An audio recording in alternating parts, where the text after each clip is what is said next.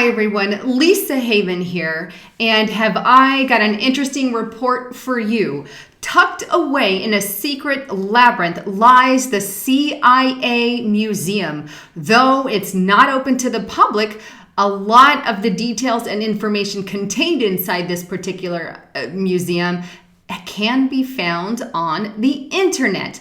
Now, I want to just make a quick statement here. Yes, this museum has been around for a while, but the reason that I want to bring it to the forefront today is just a reminder, and for those of the people out there who may not know about it, always good to bring stuff up that has been discussed about rather than just leaving it in the past. The past is not for the past.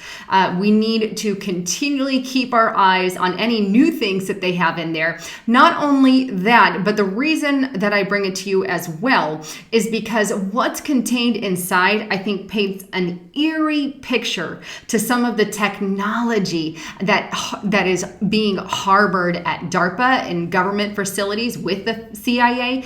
And if these things are, quote, gadgets of the past, imagine what they have today. Well, let's delve into that report. All right, so our first stop here is on the CIA.gov website, and this is particularly on the CIA Museum. Now, over 3,500 different artifacts are contained in this particular museum, and it contains a national archive for the collection, the preservation, the documentation of particular intelligence, CIA intelligence artifacts, culture, and history. And it's all from World War II period and beyond. And as I said, this is not open to the public, but they definitely have online spy gadgetry and things that are displayed. But it's absolutely, I believe, intriguing. And like I said, when you delve through these artifacts, like you're seeing some here, what you begin to note is that if this is the technology they had in history's past, then can you imagine what kind of spy technology they're using on you and I today? The question needs to be asked. And not only that, but when we also think of the microchip implants and things of the future, well, imagine once again that technology and the communication between these chips when it finally does get introduced, like your Mark of the Beast style microchip I'm talking here. And when that gets introduced, I mean, it can do some pretty amazing things. I know there's lots of talk out there of it changing DNA to linking brains. I mean, all kinds of stuff. Now, some of the things that I wanted to point out that I particularly found interesting as I was going through this site. Here is a robotic bug, an aerial unmanned vehicle, and this is of the 1970s. It was the first flight of an insect-sized vehicle. Imagine the many things that they put on these particular bugs today. Definitely there. Now, they also have this fish. Now, this is a fish. The CIA Office of Advanced Technology and Programs developed this unmanned underwater, quote, vehicle.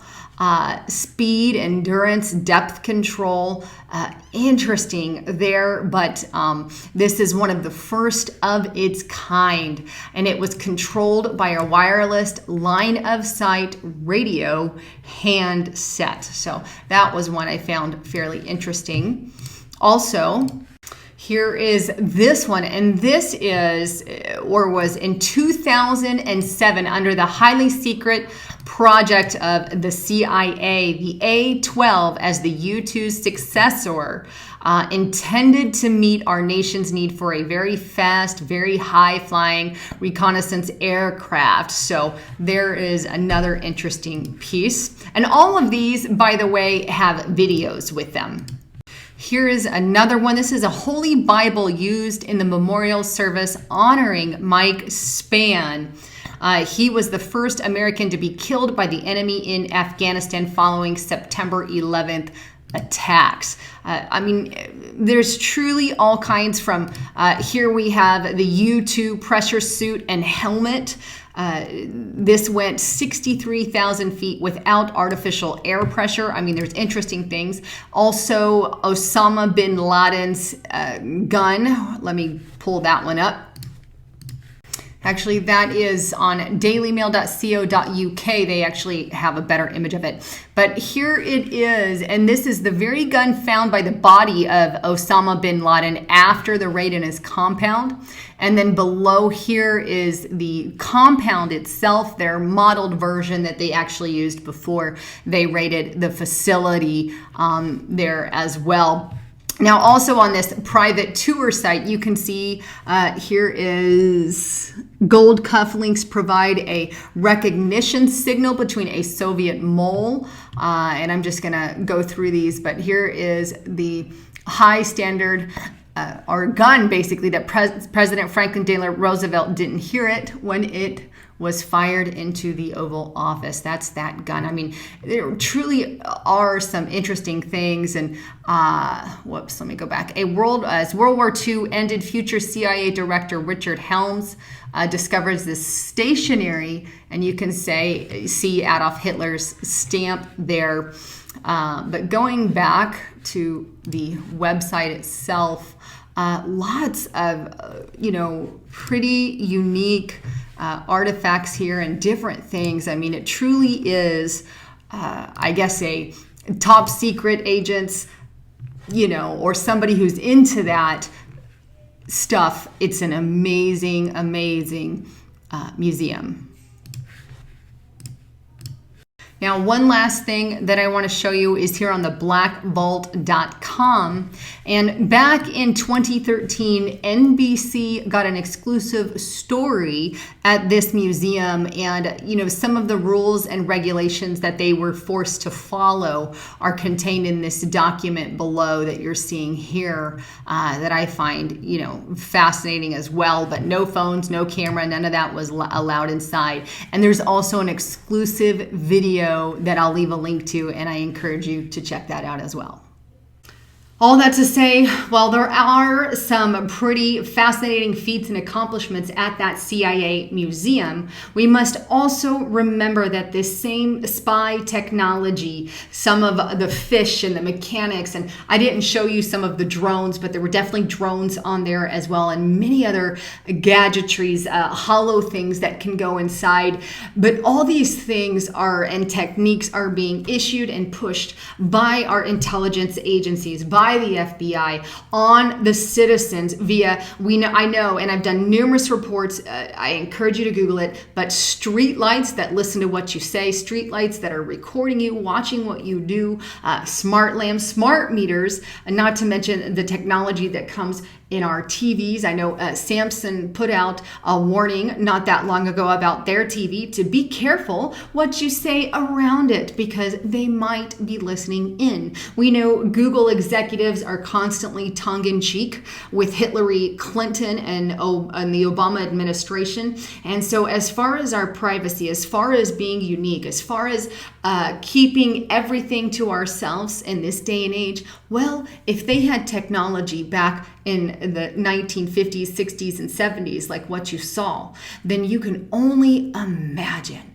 the kind of tech that is alive and active today. And I can guarantee you some of it is right up there, so to speak, with futuristic movies like Star Wars. Now, obviously not to that full extent, but I think even deeper on the side of microchip technology, nanotechnology, these sort of things where, you may not even be able to tell if some particular thing is watching you. But we know they have massive facial recognition technology all across America and even globally. But the ultimate end game is to get all that information on you and form an overall record. Are you with or against the globalists? Where do you stand?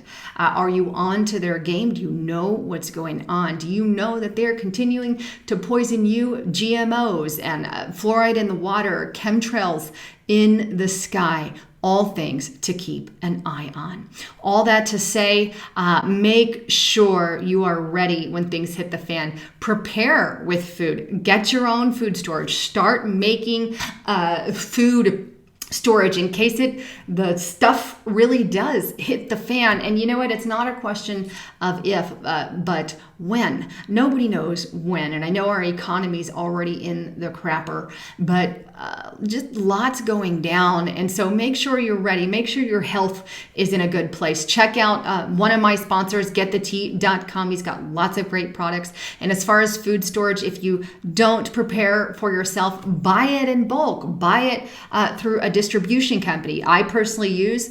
foodforliberty.com/haven. Great products, completely reliable, and they're going to be, and they may have already, but coming out with an organic bucket, complete organic bucket, which is just awesome. But make sure you're stocking up food. Anyhow, thanks again for tuning into my channel. Hope you liked the mini tour, so to speak, of the CIA Museum. This is Lisa Haven signing off.